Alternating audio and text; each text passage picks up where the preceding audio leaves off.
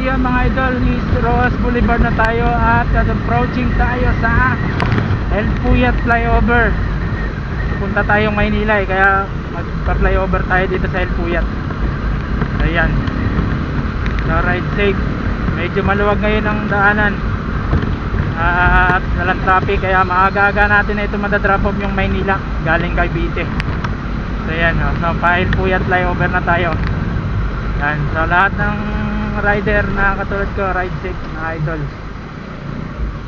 Doble ingat lagi tayo para iwas sa birya at siyempre mahirap na kaya lagi tayo mag-iingat. So ganda ng panahon, mainit din. So yun, so na mga idol is pa El Puyat flyover tayo. Punta tayo kasi ngayon ng Tondo, Maynila. So yan, ingat lagi. So first drop kasi natin Petex eh.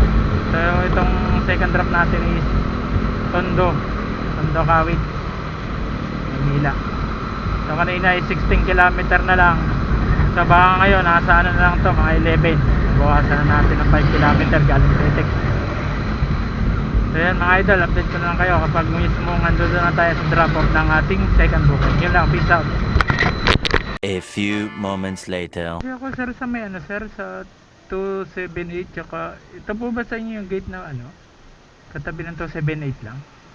May ginagawang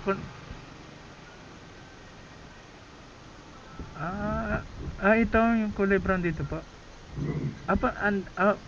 Andito ako mismo po sa may tapat na po.